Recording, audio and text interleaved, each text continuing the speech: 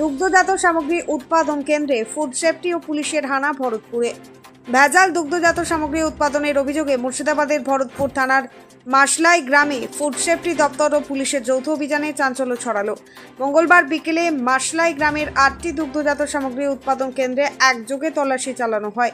অভিযানে বিভিন্ন দুগ্ধজাত সামগ্রীর নমুনা সংগ্রহ করেন ফুড সেফটি দপ্তরের আধিকারিকরা। সংগৃহীত নমুনাগুলি পরীক্ষার জন্য ল্যাবে পাঠানো হয়েছে। অভিযানে উপস্থিত ছিলেন ভরতপুর থানার ওসি বিশ্বজিৎ মণ্ডল, সালার এসডিপিও বরণ বৈদ্য সহ ফুড সেফটি দপ্তরের আধিকারিকরা।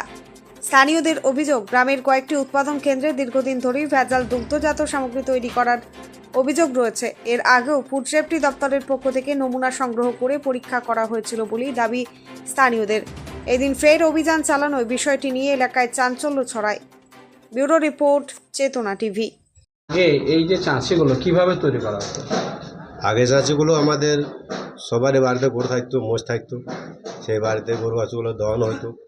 ইতিমধ্যে তাদের বাড়িতে মেপে দুধ এসি দুবেলা করে গায়ে ধরে দুধ এসি বাড়ির পরিবারকে দিয়ে রাত ফিরিয়ে দিয়েছি। কয়লা দিয়ে দুধ মারা, গুল দিয়ে দুধ মারা, ছেলে মেয়ে সবাই খেটে রাত্রেবেলা চাষি সেই চরণদের বাড়িতে দিয়ে আসতাম।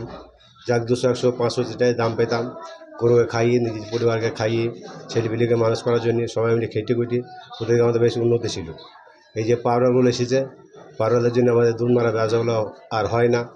জানি না কিছু। পাউডার দুধ আর এই যে গরুর দুধ থেকে তৈরি, আমরা তো সেটাই পার্থক্য তো আছেই। অবশ্যই আছে সেটা আমরা কিন্তু জানি। আমরা জানি গরুর দুধ থেকে পাউডার হয়, এটুকুই আমরা জানি। পাউডার থেকে তো গরুর দুধ ভালো। হ্যাঁ, এটুকুই জানি। বাচ্চা থেকে খাওয়াই। গরুর দুধ বাদ দিয়ে যে পাউডারে তৈরি করছে বর্তমান যে চাষিগুলো, কেন করছে? গরুর দুধে কেন করছে না? সেটাই তো বুঝতে পারছি না, কেন যে করছি না সেটা তো আমরা বুঝতে পারছি। তাহলে আমাকে বলবে লাভ বেশি হয়েছে না হয়েছে সেটা আমরা হয়তো সঠিক জানি না।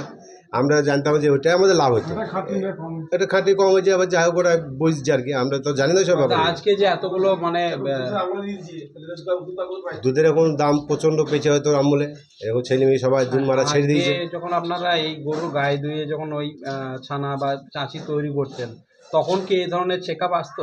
না না না, কোনো রকম কোনো চেক আপ ছিল না। না, গরুর দুধ দিয়ে কোনো চেক আপ আছে।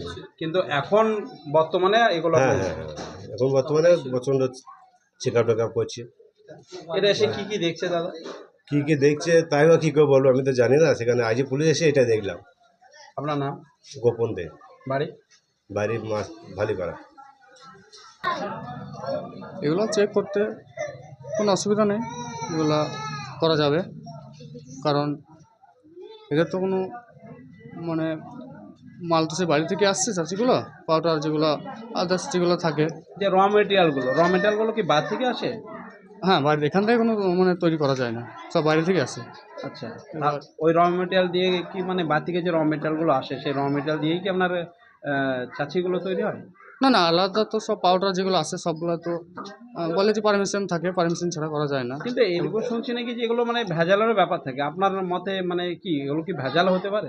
না, সেটা ফুড সাপ্লাই যারা আছে তারাই বলতে পারবে। আমাদের না, এখানে এগুলো কি হয় এ ধরনের? হ্যাঁ, অনেকে তো শোনা যাচ্ছে এখন যেগুলো আসছে সব ভেজাল, মানে চারিদিক থেকে তো শোনা যাচ্ছে। সেরকম হলেও হতে পারে, সেগুলো আপনারা চেক করে সেটা আপনি যাচাই করতে পারেন।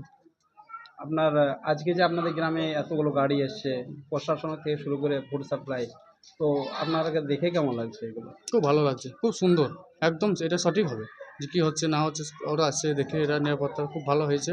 এরকম যাতে মানে সব সময়তেই যদি চেক হয় সাধারণ মানুষের ক্ষেত্রে সব মানে খুবই ভালো। এর মানে অসাধারণ আর কি। আপনার নাম? মনোজিৎ পাল, বাড়ি? ভরতপুর, মাসলা গ্রাম।